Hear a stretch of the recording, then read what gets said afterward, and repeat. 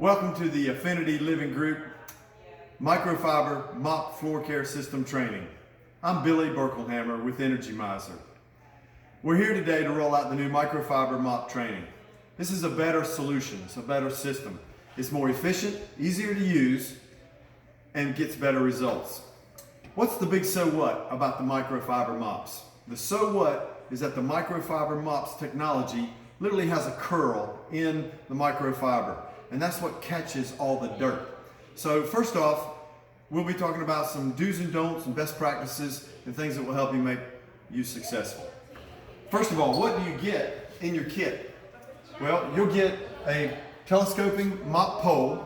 You'll have an 18-inch blade as well as a 36-inch blade, and you'll have 60 of these blue microfiber mop pads. You'll have half a dozen of the microfiber 36-inch mop pad with fringe, and half a dozen of the 18-inch microfiber mop pads with fringe. Now, first things first, you can sweep or wet mop with any of these pads. The fringe loops help you get around wheels and table legs and chairs and bed frames and things like that. But you can sweep or wet mop with any pad that you'd like. I've already put a dry pad on this microfiber frame, and you would sweep just like you normally do. You would establish a perimeter area, and then you would just sweep back and forth.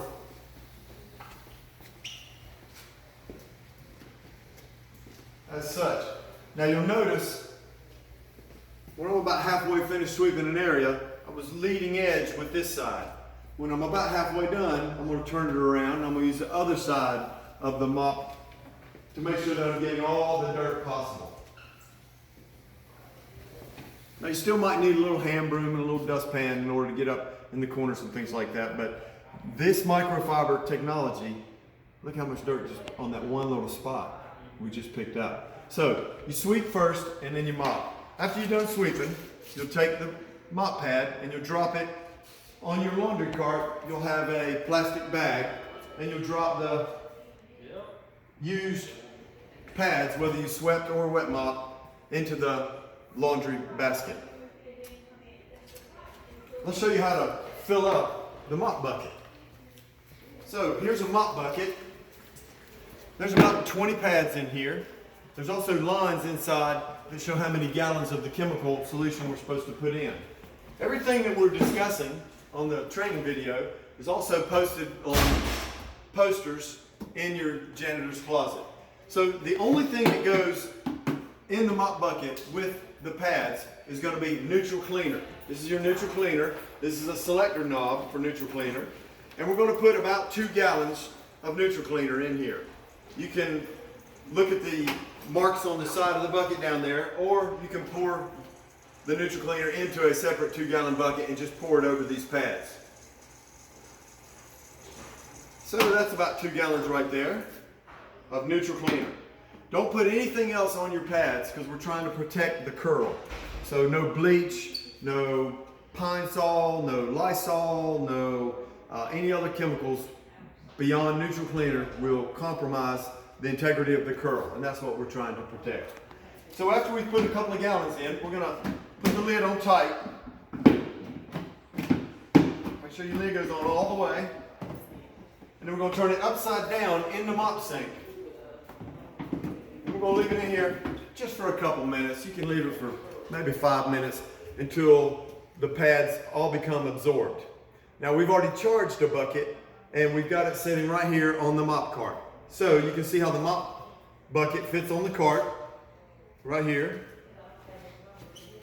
It fits diagonally on your cart, and the mop heads are always clean in your bucket, so you can touch them with your hand.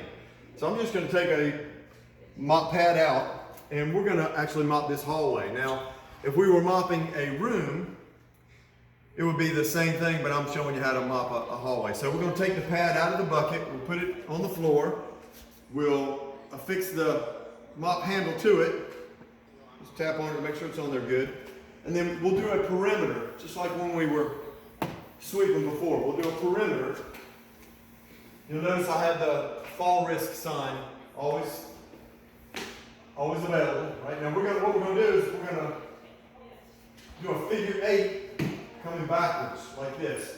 And if you'll notice, I'm also only doing half of the hallway, so we have room for people to travel up and down your hallway. And I'm gonna do a figure 8 coming backwards like this.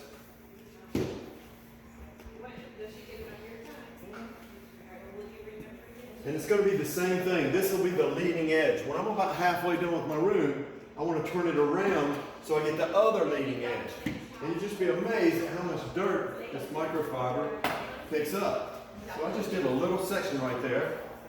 That was a clean pad just a minute ago. Let's see what kind of results we have. Wow, can you see that? Can you see all that dirt? So this is a better technology, a better solution, a better system, more efficient, easier to use. And when we're done with that room, we'll take this pad and we'll drop it in our laundry cart in the plastic bag.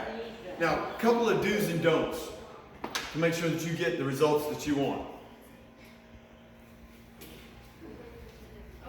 Only use neutral cleaner in your mop bucket. When you launder these pads, they should only be laundered with themselves, and there's a special setting on your Energy Mizer formula chart in the laundry room. Make sure you program your laundry machine for this special setting. When they come out of the laundry washing machine, they'll have about 25% moisture left in the pad. And that's what the manufacturer wants you to have, is 25% moisture left in these pads. So don't ever put them in the dryer. They can just air dry when they come out of the washing machine. You can put them in a regular hamper that's, got holes in it and aerated, a plastic type of hamper. Make sure that you use that special setting and never put them in the dryer is the trick to laundering. So when you're managing your inventory, you'll really be managing 3 separate piles of inventory. You'll have the 20 pads that are on your cart, and that's what you're using right now. You'll have more pads that are on your shelf waiting for you to do 20 more rooms. And then there'll also be a laundry bag of dirty pads that will be in some form in the laundry. They'll either be dirty, they'll be washed, or they'll be clean in that laundry basket. You should also never put these pads in a plastic bag and tie a knot around them. You don't want them to grow mold and mildew and things like that. So just a quick review. You can sweep or wet mop with any pads you like. You should only use neutral cleaner. Change your mop pad after every room. Keep it in a bag on your cart. Never tie the bag tight. Always make sure that you wash them with themselves, and on the special setting, make sure they never go in the dryer. Now, a couple other best practices that I would share. This mop frame right here should never be left in your bucket. Okay? Never keep that in your bucket. The pads are always clean when they're in your bucket. So you can literally pick a pad out of the bucket with your hand because it's going to be clean. And then you can just affix it to the mop frame, tap on it gently so the Velcro secures it, and then we can go mop. But never leave your mop in the mop bucket, and never leave it submerged in the mop bucket. So, a couple things. First off, if you need to reorder, you can call our 800 number. It's plastered on all the Energy Mizer machines as well as postcards, placards, 800-627-5634. It's also available on DSSI for you to order mop heads, mop frames, mop poles, anything that you need to be successful when you're using your janitor's card. So, now that you're certified, I've got good news. The break's over. It's time to get back to work. We thank you from Energy Mizer for all that you do for these residents, for your community, for the staff. And if you need anything, we're your teammate. We're happy to be of service. Give us a call, 800-627-5634, and we'll be happy to answer any questions or solve any problems that you have. Thank you so much.